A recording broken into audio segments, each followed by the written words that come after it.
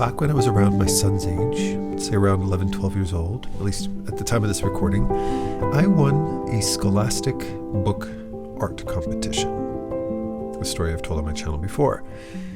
And when I won that competition, which was, I remember the drawing of a kid kicking a soccer ball through the clouds, and it created a hole in the clouds, and then it bonked the sun on the head or something like that, if I'm not mistaken. At least that's the way I remember it. Something clicked that day. And I realized, hey, there's something going on here. I've got something special going on. And like any kid who realizes he has a claim to fame, I stuck to it and I kept drawing every day. And when people over the years started calling me, quote, Adam the artist, that always made me feel really good. I loved being identified as that. I wouldn't have given two cents worth of my thoughts to somebody saying, oh, Adam the soccer player, Adam the goalie, which I was known for during my early elementary school days. But Adam the artist, that had a special ring to it. And that special ring continued all through high school and college and university, and well, the rest is history. Here I am 4 decades later. Now, throughout this journey of mine that's now spanned over several decades, looking back at my life, what's really, really cool is that, especially in the last 10 years or so, I draw more, enjoy learning more, am more excited about, love exploring more art than I have in my entire life. Through all of the years growing up, just drawing for the passion of it, to learning in school and studying fine arts and animation, and then working professionally. Never in my life have I had more of a drive to just draw. That drawing is my comfort zone. It's my safe place. It's a place that I can rely on. It's a place where I can ground myself and find myself again. And I'd say today, it's really cool to know that all of those fears I had, that the older you get, the less drive you have, the older you get, the more you need to find other means to keep yourself motivated, that's not true at all. In fact, I'm living proof of the fact that it's quite the opposite if you're in the right headspace. And that's the point of today's Painter's Hollow. Because there have been periods in my life, multiple periods in my life, where I really didn't feel driven. I really didn't feel inspired. I was distracted by life, or I was artistically in this state of limbo, and sitting down to draw utterly felt like a chore. It felt like a chore. It felt like an obligation. Okay, Adam, you're a professional now, quote unquote. I guess you need to keep practicing. And I practiced almost begrudgingly. And if there was anything that I could distract myself with, that I could procrastinate with, rest assured, I reached for that as often as possible. I want to reflect on that with you today, because I'm no longer just a young kid, my son's age, in elementary school, drawing for fun. I'm now somebody who's worked professionally for several decades. I've been running a school for over 10 years. I've been running a YouTube channel, and I should, by all accounts, have an incredible sense of obligation to draw. Yet I feel no obligation to draw. I draw entirely to indulge. I draw entirely to express that this is my safe place. This is my place of comfort, my grounding force in my life that I can rely on, even when I'm not doing so good. Furthermore, being a teacher, I encounter many, many artists. Some massively motivated, unstoppable, on fire. You can tell them to give up and they'll give you the middle finger and keep drawing. They'll laugh in your face. And other people that you can tell the minute we get onto a call together to have one of our weekly 2-hour sessions, or during one of our consultations, You can tell by looking at them that their mood's not there, that their head's not there, that for one reason or another they're distracted, they're tired, they don't feel particularly successful with what they've done that week. A multitude of different reasons that you can read on somebody's face right away. And usually that's followed by, how are you doing today? To which they'll say, meh, it's been a week. They might say something like, I was just really busy, I had a lot of work and stuff like that. And sometimes that's true. Sometimes, some of my students work 2 or 3 jobs, for God's sakes. But I can tell when it's a bit of an excuse, too. And I don't judge them for that excuse because, hey, we're all human and we all have good and bad days. I've never passed judgment on a single student for not being able to perform that week. Because we're humans and art requires a lot of focus, a lot of discipline, a lot of management of a lot of different things emotionally. We're not on-off switches, we're human beings, and we're going to have good and bad days. So what do? We look at their assignment, and then I like to take some time to put the drawing pen down and just have a chat and say, tell me about your week, tell me what's been going on, and have a real heart-to-heart talk and find out what's going on behind the scenes. It's easy to call ourselves names. It's easy to say, I'm a procrastinator. I'm lazy. I have a condition. I'm not a particularly motivated person. I'm not very talented. I don't really have any real ambition. It's easy to say that. But I don't believe that. I don't believe that that's the case. I feel like if you know you love art, you love it. You know it. And if things aren't going well, it's not because whatever. It's for a reason. One of my favorite quotes from the movie Horse Whisperer, which I watched very recently, arguably one of my favorite films of all time, is where Robert Redford, rest in peace, says to the woman, because he's talking about his ex-wife, the reason why they had split up, why they got a divorce. She had said, when did you know? How do you know? He says, knowing's the easy part. The hard part is saying it out loud. And the same thing applies to us in our art journey. More often than not, we know what the problem is. Either technical or personal or emotional or financial or whatever. We know what the problem is. But the hard part is being able to say that to ourselves. Being able to admit to our weaknesses. Being able to admit to our insecurities. Our realities. Personally or artistically. In my life, growing up artistically, when were the times, if I look back, where I really, really struggled? Well, an obvious one to me was going through bad relationship or bad relationships. In one case, I remember dating somebody who was very toxic, very jealous, and couldn't stand the idea of me drawing nude models of women of any kind. And I remember even classic old black and white pencil sketch drawings. She would freak out, and I remember when she even tore one of my books to pieces, saying, "This is what you want to look at?" Having to deal with that wasn't fun.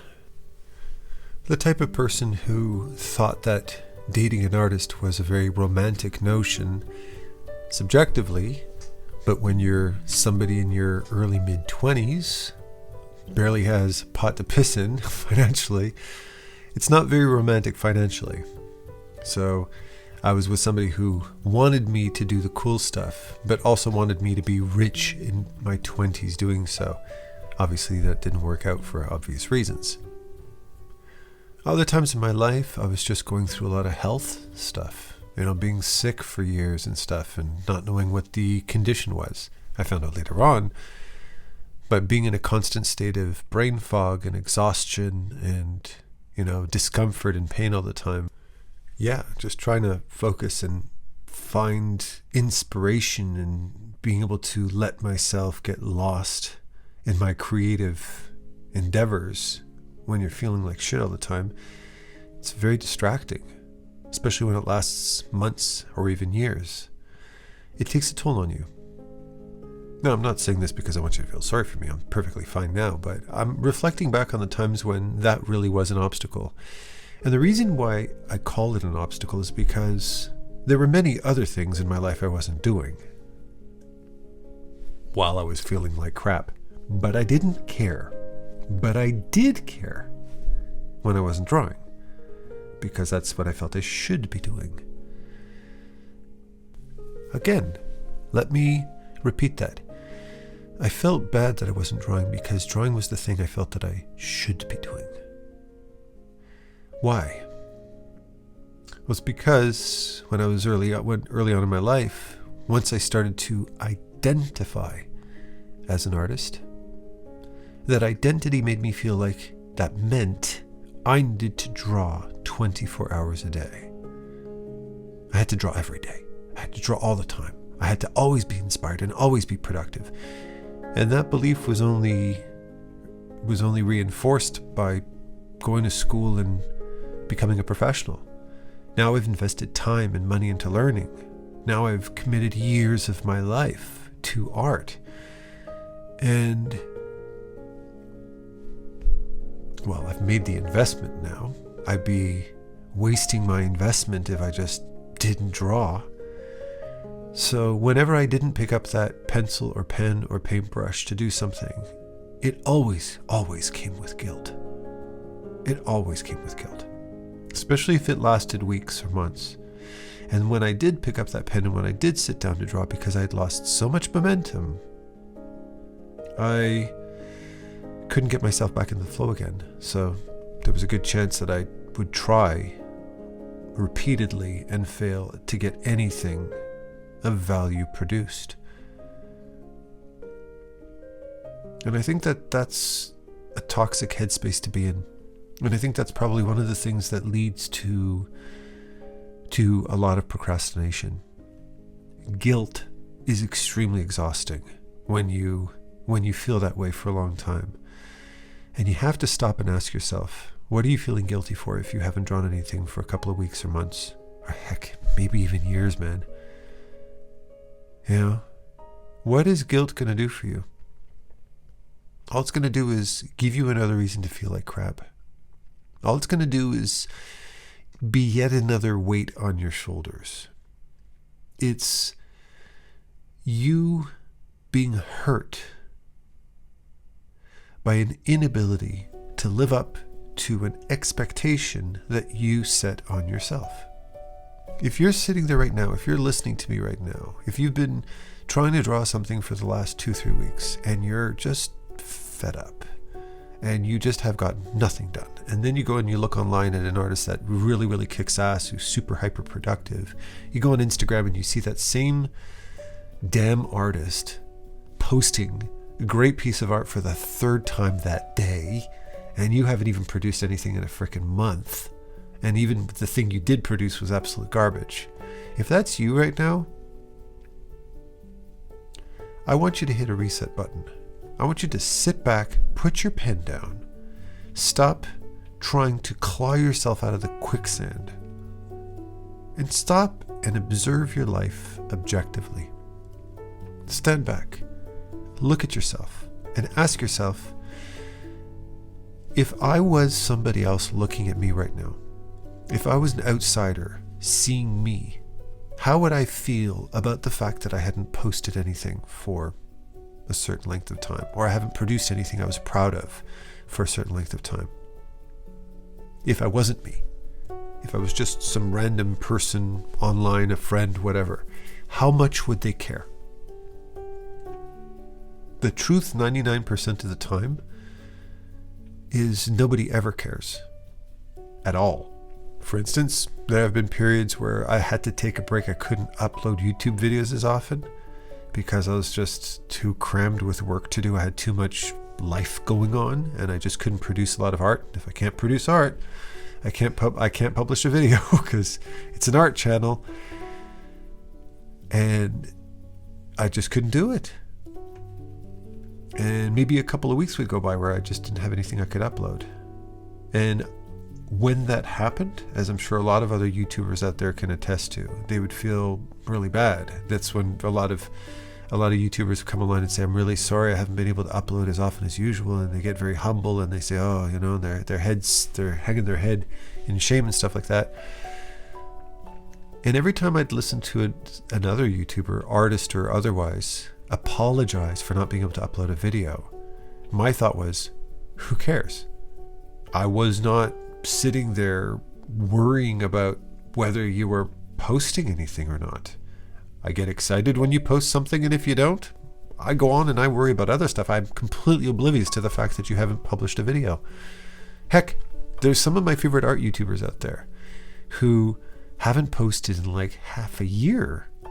Like really, really, really sparse upload schedule, just because they're giving themselves a break, or they're not in the mood, or life is happening, or they're stressed out with whatever, or they're trying to deal with negativity in their life. Whatever. Sometimes I'll go on their channel and I'll go, wow, they haven't posted anything in 9 months? I didn't even notice. And I'm a YouTuber. You'd think I'd notice these things. No. Don't even notice. And furthermore, what I also realize is when they did post something, they picked up where they left off. I rarely, if ever, and I recommend you do this. Think of some of your favorite YouTubers, artists, whatever, and look at their upload schedule. And you're going to notice, if they've been doing it long enough, that there are going to be these huge gaps between certain posts. They might have done like 4 in this month, and then 3 in the next month, and 4 in the next month, and 4 in the next month, and then there's a 4-month gap with nothing there. But you didn't notice. You just watched one video and then it auto-played to the next one, didn't it? You didn't give it a second thought. The only time that I might notice is if somebody mysteriously disappears with no trace. That's when I might get a little concerned. If I could share a recent concern, was I'd noticed that Borodante, BoroCG, he hadn't posted anything in a while. I was like, damn, I hope he's okay. And I didn't know what was going on because, you know, he was from Ukraine, and he moved to avoid the war and everything like that with his family, and he was posting fairly regularly. And then I realized he hasn't posted in a while. So I was going to go and check him out, but then lo and behold, just as soon as I realized that, he posted this video where he's been working on this like crazy awesome film project, going, oh, okay, he's actually been very busy. Okay, cool. But the point was, I didn't notice until much later, because he has a life and I have a life and you have a life, and nobody cares. So I'm saying all of this to put something into perspective. That guilt, that shame, that frustration, that weight that you're carrying on your shoulders, that you haven't done anything in a little while, that is purely self-inflicted. Because nobody else gives a crap. Nobody cares. You care. Now, there's good and bad to that. Yes, you should hold yourself to a standard. If you're a professional, then you should hold yourself to a standard. Now, when you're working, then your boss is holding you to that standard. They're expecting the work, and they're expecting a certain quality. And that, for a lot of people, is very valuable, because it gives artists a reason, an outside reason to push themselves. Somebody's waiting for me, and there's a deadline on it, and there's a quality expectation, and there's a style expectation, so I have no choice. I have to do it. And that keeps them drawing every day. Some people thrive in that kind of environment. We call those concept artists, right? They work and thrive in an environment where they can adapt to the needs of directors and clients. However, then there's those times where you don't have anybody telling you what to do. And for some people that can be liberating and inspiring as hell. For some people that can be crippling. because unless I have somebody telling me what to do, I have no idea how to drive myself. And it's in those transitional periods in your life, that's when procrastination creeps in. When you're taken out of your element and put into something where it's not your element. That's when things can happen. And for me, those are the key moments in my life where drawing was a huge chore. Working in a studio, I got myself into the rhythm of adapting myself to the needs of clients and directors. I could adapt myself to different projects. I was expected to produce a certain type of artwork at a certain caliber within a certain period of time if I wanted to hold on to my job. And so I did, because I was acting under pressure. And if you've been doing that for long enough for the same studio, you get to know what the style and the quality demands of that studio is. And if you can stay past that probation period of several months and you can continue working there for several years, you really find your footing. But then life happens. People get laid off. Departments close. Projects end. And then you find yourself back on the chopping block, unemployed. And I remember when that happened to me, it was a really, really shitty time, because it wasn't only that I'd lost my job and all of a sudden I realized I didn't have an income, and all of a sudden I kind of found myself in panic mode because I had financial obligations that continued. So now I have to apply for unemployment insurance, yada yada yada, and all that crap that can come from that, and having to sit back in the day when you have to sit in these depressing offices and wait in line to speak to an agent, and you have to fill out those cards every month. Now everything's done online, thank God, but just the whole having to deal with that gross side of life that I couldn't stand, in those depressing offices with those people who are very used to seeing people in bad moods working at customer service desks. But also, all of a sudden, my artistic and creative lifeline had been cut off. I had gotten myself so accustomed to depending on somebody else to direct my work that all of a sudden, now I'm on my own, and I have to produce a portfolio. So it's a double-edged sword. Not only have I lost that momentum and I don't have that resource for drawing, but I'm also in a state where I feel I need to be producing regularly to, quote, update my portfolio. Because I've been drawing for years, I've improved quite a bit, and I haven't updated my portfolio in years.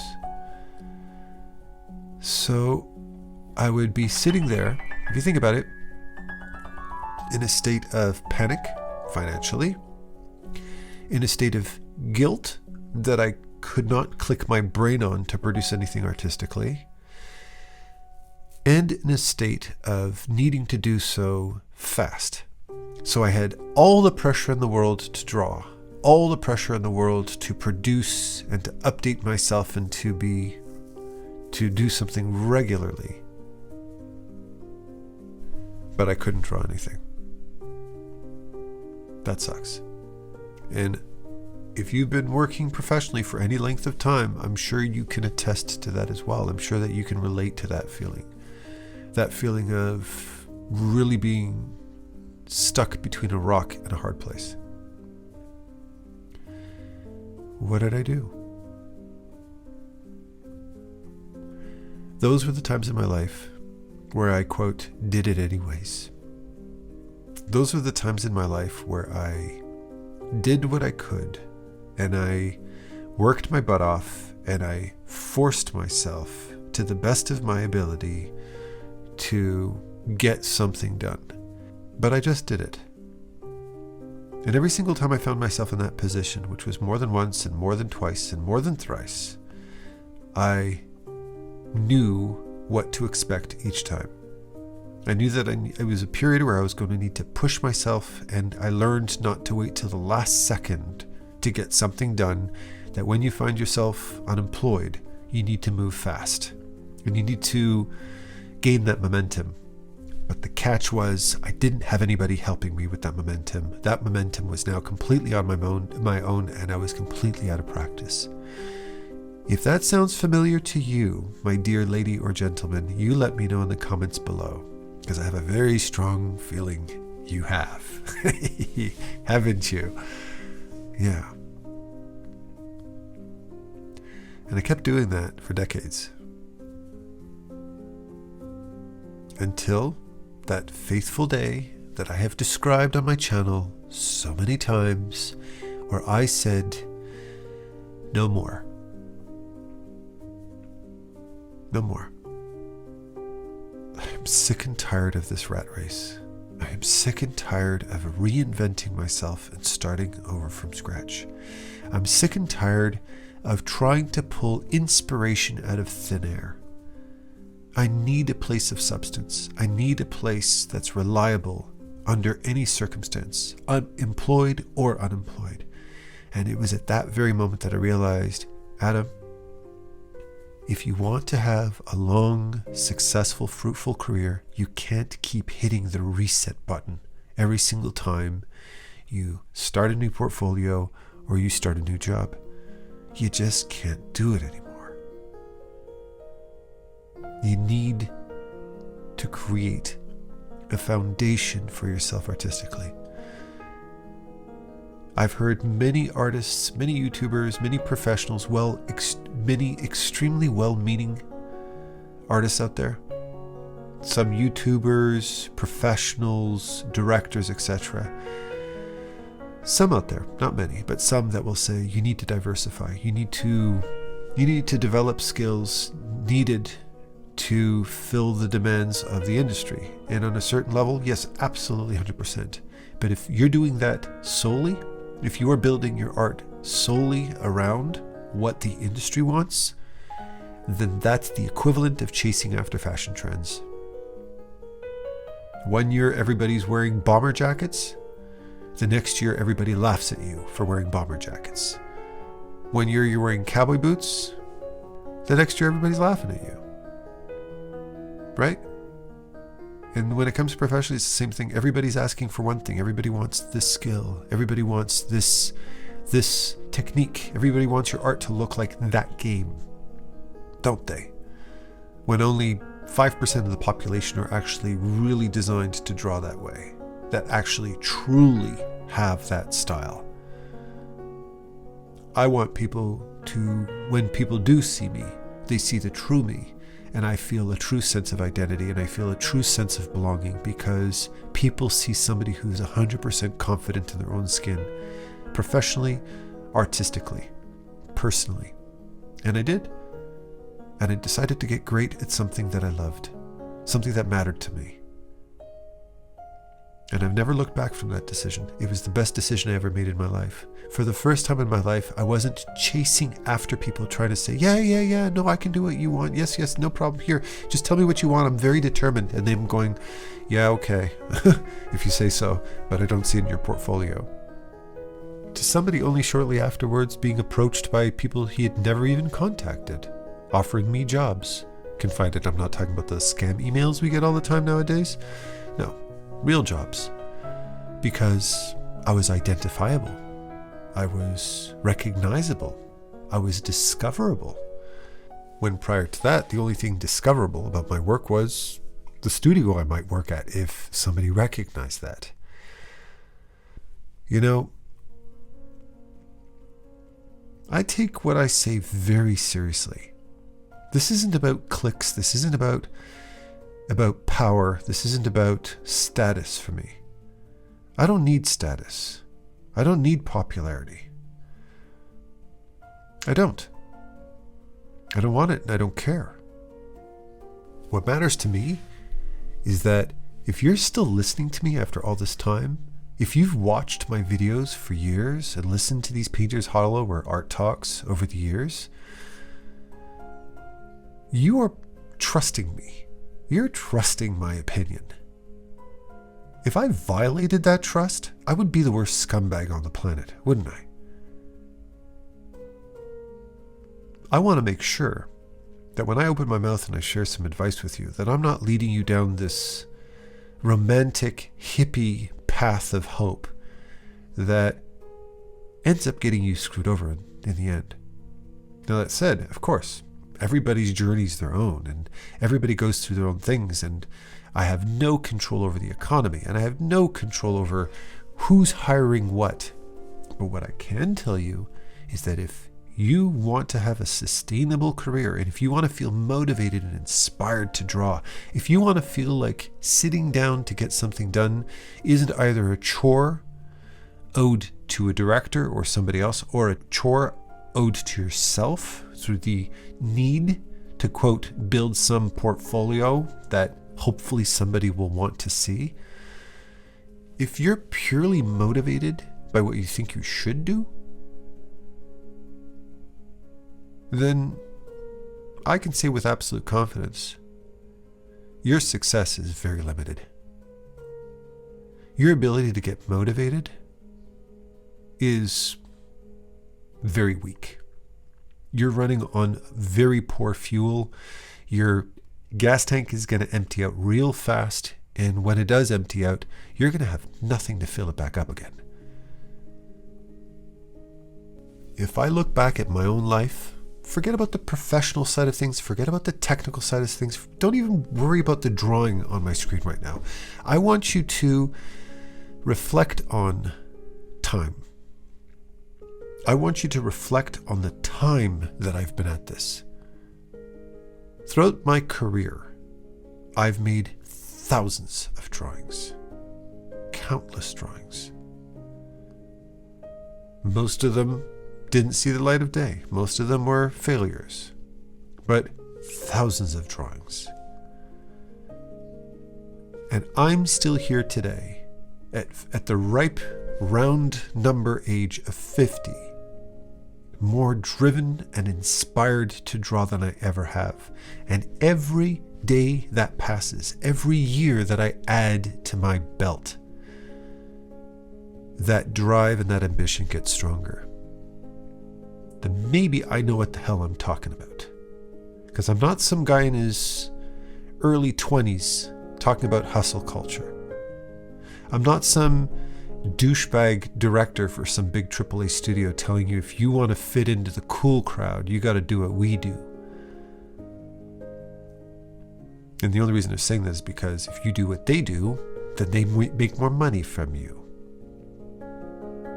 I don't have a penny to gain from you. But the currency that I hold most valuable right now is your trust. That to me is the true currency. And if I squander that, then I'm doing you a huge disservice.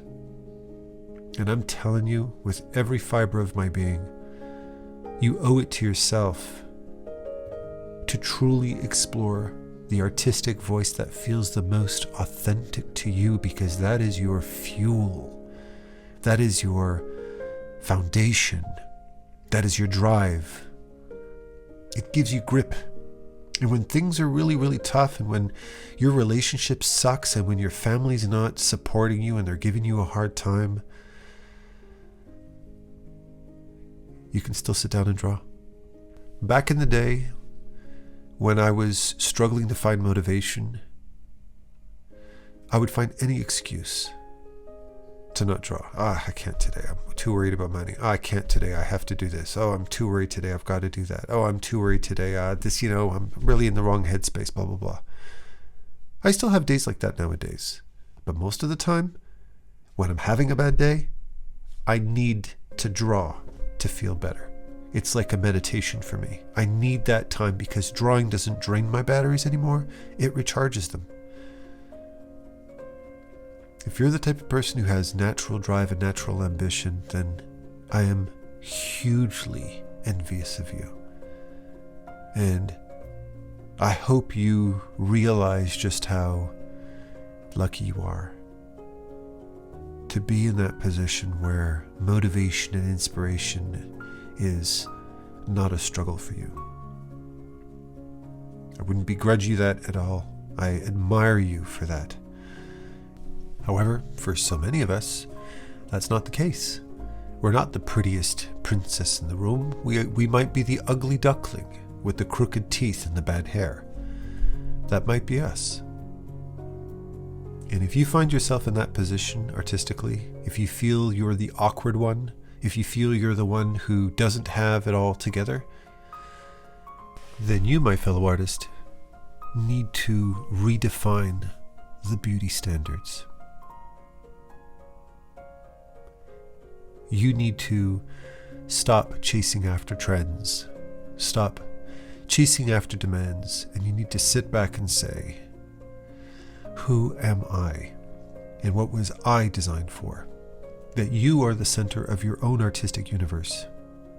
And if you think that kind of advice is misleading and selfish, then you don't know what it means to be an artist. Yet. I was raised in a world where no two artists were the same, and the ones who were celebrated were the ones who had a unique voice, the ones who had a confidence in their expression. They had an unapologetic desire to say things in a way that felt true to them. And the truer they could be to themselves, the more success they very often found, when you combine that with technical skill, of course. But the technical skill is just a tool. None of that matters. I can hand the most expensive tools to any Joe Schmo out there, but if they don't know how to use them, they might as well be paperweights. Learn the skills. Go to school. Do what you gotta do. But your real challenge, your real goal as an artist, is to find that unique beauty that you have to share with others in the way that you share it. And if you're thinking to yourself right now, I don't have any inner beauty, I have nothing beautiful to share, my answer to you is, stop lying to yourself.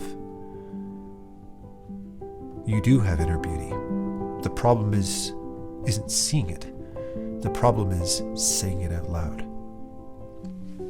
But that's enough of that for today. I think I'd love nothing more than to make myself a nice cup of tea and finish this drawing. With that said, I love you all with all my heart, and happy painting. Take care.